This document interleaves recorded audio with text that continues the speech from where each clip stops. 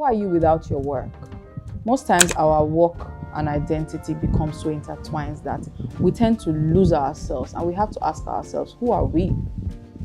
Hi, my name is Judith Badebo, and I'm a psychologist and a well-being coach. I work with high-achieving leaders and executives, and I help them identify and fix their well-being gaps.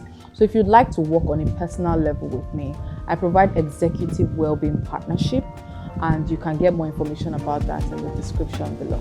Now let's get into this video.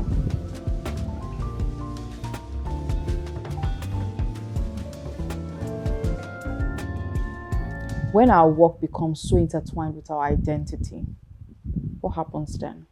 If we identify ourselves so much with our work, we identify our worth, our sense of being with our output, with the fact that, we are, this high achieving leader, we are this well-published author, we are this well-spoken about athlete, you are this well-funded founder, whatever that looks like, and that gives you your sense of self-worth. What happens when that is taken away? And we don't always want to believe that it can be taken away. And of course, not always in a bad light, because life happens, you could lose a job, you might need to relocate, you might have health issues, you might have to retire as an athlete. It might not even be something negative. It might be that you want a change, but then it shifts who you are as a person, right? It shifts your identity. You almost cannot recognize yourself. Then there's a problem, because you've over-identified yourself with the work that you do, with the output that you have. Having very good work that we do, loving our work, feeling very connected to our work is very satisfying, it's very gratifying, it makes us feel good. It gives us that, I do this, I am this. But if we are not careful, it can be damaging in the long term if we are not very careful with how we over-identify ourselves with our work. Because what happens when it's gone? What happens when you burn out and you need space? Then you don't know who you are. You almost have this identity crisis, because what do you mean I'm retired from being a CEO where I've worked in a place for 40 years? What do you mean that I've sold my company and I don't even know what on earth I'm supposed to do with the rest of my time? I have a lot of money now. What do I do? Don't see this as a problem. Let's try to see this as an opportunity to rediscover ourselves. Yes, a state in our life required that we focused mostly on work. A lot of our time was assigned to output, to getting things done. And of course, it affected our self-worth, because it became achievement-based. Our self-worth became focused on attaining more, doing more. But you are more than what you do.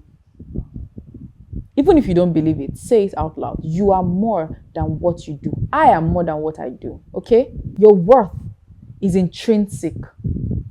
Your self-worth doesn't have to be earned. You are worthy. You are worthy of love. You are worthy of respect. You don't have to be a CEO to get respect. You don't have to be an athlete to get admiration.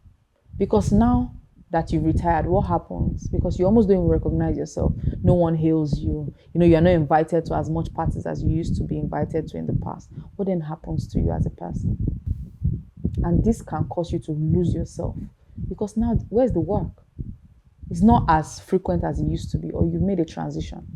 An issue here, most times, is when you focus so much on your work and you neglect your relational life, physical, your emotional well-being. And these aspects to your life are the things that, when you neglect some aspects, when you neglect them, they make your life cease to be whole, cease to have that holistic meaning to it. You now feel anxious, you feel burnt out, you feel misaligned.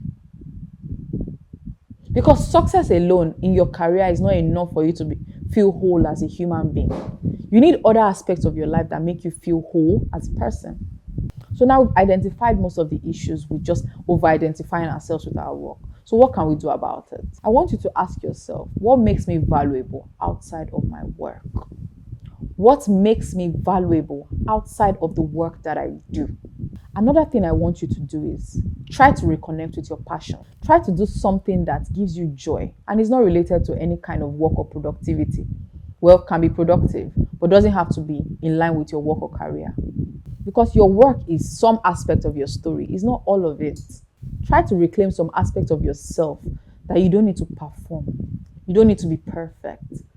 You can just be curious. You can just allow yourself to be that not so ideal version. Open yourself up to more than just work. And that will be all for the video today. Remember, this is the Thrive Plan. It's a safe space for leaders to be themselves outside of the pressure of perfection. See you in the next video. Bye.